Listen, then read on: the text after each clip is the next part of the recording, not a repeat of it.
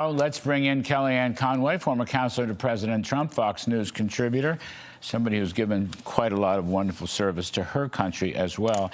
Kellyanne, I got a couple things for you today, love. But one of them is what Mike Sorelli said.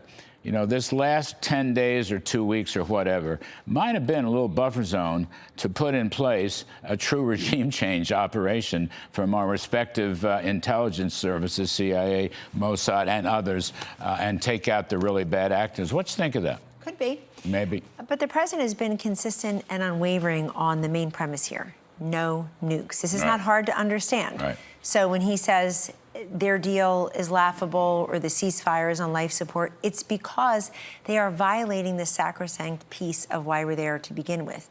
No nuclear capability. If you listen to the good polling questions, Larry, Americans believe that if Iran were to get a nuclear device, we'd all be imperiled, all freedom-loving people.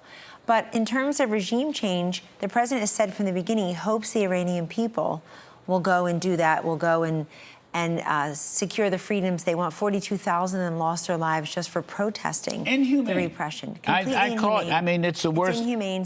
It's Nazi-like. I'm sorry. People are saying since the Holocaust. Absolutely. Since the Holocaust. And we can't look the other way because look at what happened then. So many leaders looked the other way. Trump's just not a guy who's going to look the other way. How can a political party?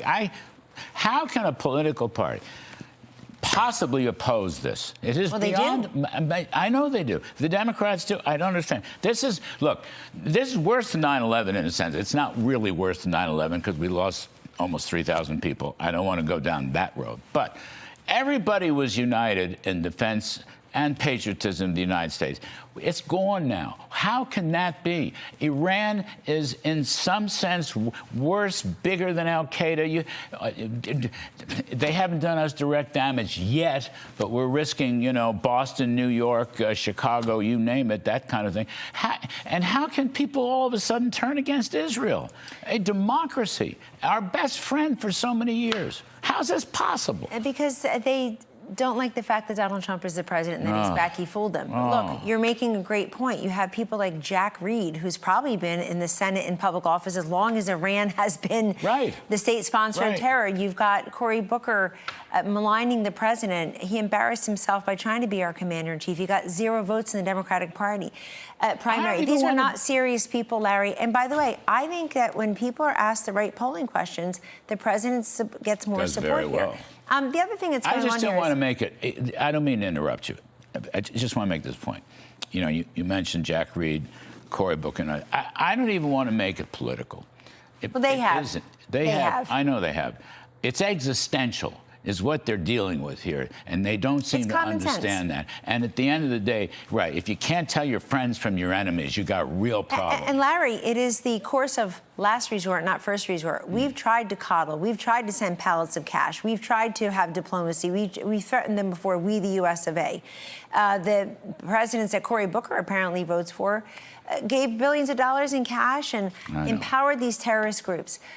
So it makes no sense to me. Look, the president still has... It breaks my heart to see them act this way. Certainly. Honestly.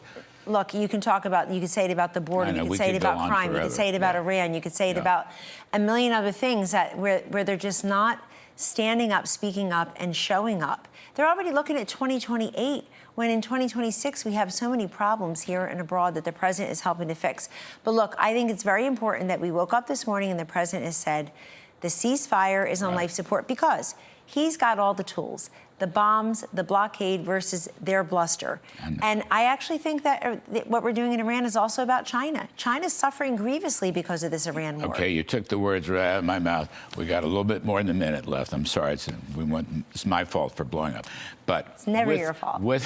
Okay, so he's meeting with Xi beginning, I believe, Thursday morning out there in Beijing. Now, are they talking about Iran? Is he going to try to enlist Xi? There are already hints. I mean, Xi needs the oil, too, which is being blocked. Will he try to enlist Xi for peace, or is that just kind of futile? Well, this is President Trump, so everything's on the table. I think that Taiwan will obviously be front and center, and this country has supplied Taiwan with some serious weaponry, even in the last year or two under President Trump. I think he might talk about the COVID, he might talk about fentanyl. He should talk about Jimmy Lai and the other the other pastor who's there and all these people. But he absolutely is there to make trade deals. We want to make sure that China makes good on these sort of soft promises to buy our aircraft, our soybeans, and other goods, if not services. And we want to win the AI race. We want to win the technology race against China. But the president believes in engaging. You can be engaged or you can be enraged. President Trump, he's engaged. Look at all the trips he's taken just in the first 15 months. The Democrats, they're all enraged. They have nothing substantive to say. You know, I just ran into Newt Gingrich, and Newt said, look, this gerrymandering, redistricting stuff, it's really about the fight for a country. And I said, yes, but when you wanted to fight for control of a country in 1994, you did it with the contract with America. You did it with substance. You did it with policy. You did it with promises for the future. The Democrats just want to do it by saying we're going to either pack the Supreme Court or eliminate the Supreme Court. We're going to get rid of the entire Virginia Supreme Court and start over. They're acting crazy. And they're acting crazy also when we're trying to stop the state sponsor of terror that said death to America and death to Israel so loudly that President Trump can no longer ignore it. And yet they're still against that. And who's going to vote for that? People, wake up. You're going to vote for that? If you can't tell the difference between your friends and your enemies, it's undoubtedly true at home, but it should be especially easy when it comes to foreign policy. How about if you're an elected official, Larry? You're supposed to be defending America first. Yeah, that's it. All right. It's not a slogan. It's a reality. I mean, they all work for the U.S. government. They're elected. They should be representing the people who don't agree with how crazy they've become. God bless 47. God bless him. God bless 47. And that's going to be a great trip, including with Secretary Best on his way to Japan and some other 20-day trip for the folks at Treasury. They've got a lot going on.